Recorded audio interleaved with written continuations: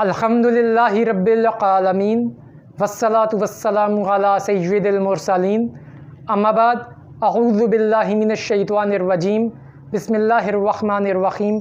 अस्सलाम वालेकुम व्यूअर्स, आज हम बिज़नेस मैथमेटिक्स का एक नेक्स्ट क्वेश्चन डिस्कस करेंगे, यानी कि नेक्स्ट टाइप का क्वेश्चन डिस्कस करेंगे।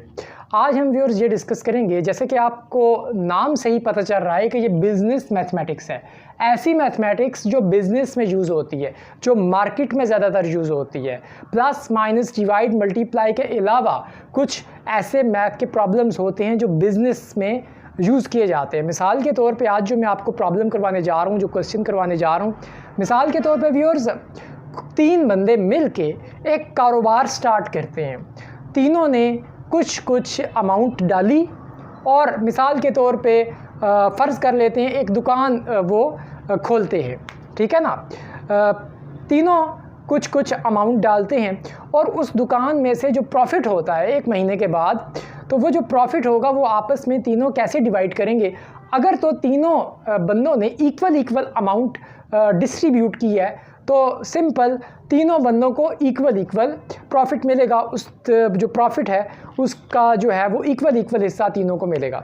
लेकिन समटाइम्स ऐसे होता है, बाज़ औक़ात किसी के पास ज़्यादा पैसे होते हैं, किसी के पास कम पैसे होते हैं। ठीक हो गया व्यूअर्स, किसी के पास ज़्यादा अमाउंट है तो किसी के पास कम अमाउंट है। अब यहाँ पे व्यूअर्स देखें, जिस तरह से डिस्ट्रीब्यूट रुपीज़ 2 लाख रुपए हैं as a profit. 2 lakh profit हुआ इन अ बिजनेस में regarding 3 persons if their shares are in the ratio 3:2:5। यानी कि कोई उन्होंने शॉप खोली, दुकान खोली, वहाँ से 1 महीने के बाद प्रॉफिट हुआ उनको 2 लाख रुपए का। अब वो 2 लाख रुपए उन्होंने आपस में तकसीम करना है तीनों ने, लेकिन उन्होंने जो कंट्रीब्यूट किया, जो हिस्सा डाला था शुरू में, वो इक्वल नहीं था।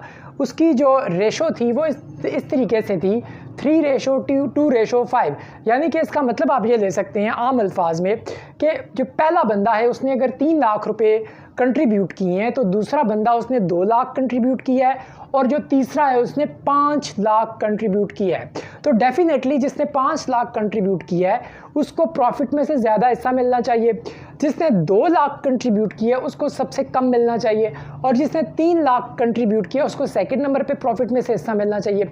लेकिन अब ये कितना मिलेगा ये आज आपके सामने मैं डिस्कस करूँगा। सबसे पहले तो ये आपको रेशो पता होनी चाहिए, ठीक है। अब जिस तरह से कोई 3 लाख, 2 लाख और 5 लाख है तो उसको हम 3:2:5 कर लेंगे। जो भी आपका है उसकी आप पहले रेशो फाइंड करें। उसके बाद टोटल प्रॉफिट आपने लिखा जी 2 लाख रुपए है। रेशो बिटवीन 3 पर्सन्स 3:2:5 लिख दिया। अब आपने इन रेशोज़ का सम करना है। सम का मतलब टोटल। सम ऑफ रेशो 3 + 2 + 5, इनका टोटल आ गया 10, ठीक है ना। 10 आ गया सम ऑफ रेशो। अब हमने निकालना है प्रॉफिट ऑफ फर्स्ट पर्सन, यानी कि जिसकी रेशो 3 थी, जिसने मिसाल के तौर पे 3 लाख रुपए दिए, ठीक है ना। अब प्रॉफिट ऑफ फर्स्ट पर्सन कि पहले बंदे का कितना प्रॉफिट निकलेगा हम निकालेंगे। क्योंकि उसकी रेशो 3 थी, 3 को 10 से डिवाइड करेंगे क्योंकि टोटल 10 बन रहा है। 3/10 × 2 लाख, यानी कि जो टोटल प्रॉफिट हुआ उसको मल्टीप्लाई कर देंगे। अब आप ये देखें, ये 0 से कट जाएगा और ये मल्टीप्लाई होकर 60,000 रुपीज़ पहले बंदे के हिस्से में आ रहा है जिसकी रेशो 3 थी। यानी 2 लाख में से 60,000 रुपीज़ जो प्रॉफिट है वो पहले बंदे का है, ठीक है, प्रॉफिट ऑफ फर्स्ट पर्सन। अब सेकंड का भी हम इसी तरीके से करेंगे। Profit of second person, second की रेशो क्या थी 2, यानी कि उसने सबसे कम कंट्रीब्यूट किया है, ठीक है ना। तो इसका हम यही करेंगे, 2 को 10 से डिवाइड करेंगे, 2/10 × 2 लाख रुपीज़। ये 0 और 0 आपस में इसकी कटिंग हो जाएगी तो जवाब आएगा व्यूअर्स 40,000 रुपीज़। इसको मिलेंगे 40,000, ठीक हो गया व्यूअर्स। आप तीसरे का करते हैं। तीसरे का देखेंगे प्रॉफिट ऑफ थर्ड पर्सन। तीसरे की क्या रेशो थी 5, यानी इसने सबसे ज़्यादा कंट्रीब्यूट किया है। तो अब 5/10 डिवाइडेड डिवीजन आपने हमेशा सम ऑफ रेशो से करना है 10। 5/10 × 2 लाख और यहाँ पे मल्टीप्लाई भी हमेशा टोटल प्रॉफिट से करना है आपने। ये 0 और इस 0 की कटिंग हो जाएगी तो ये आ जाएगा 1 लाख रुपया। यानी कि जो तीसरा बंदा था जिसने सबसे ज़्यादा कंट्रीब्यूट किया था उसको 1 लाख रुपया मिलेगा। आप देख लें, आप ये 1,40,000 और 60,000 टोटल 2 लाख बनता है, ठीक है। ये प्रॉफिट हुआ 2 लाख का। इन 3 बंदों में ये बिल्कुल सही तरीके से डिस्ट्रीब्यूट हो जाएगा, ठीक हो गया व्यूअर्स। पहले को मिले 60,000 रुपया, दूसरे को मिले 40 और तीसरे का सबसे ज़्यादा हिस्सा था दुकान में कंट्रीब्यूट करने में, उसको 1 लाख प्रॉफिट में से हिस्सा मिलेगा।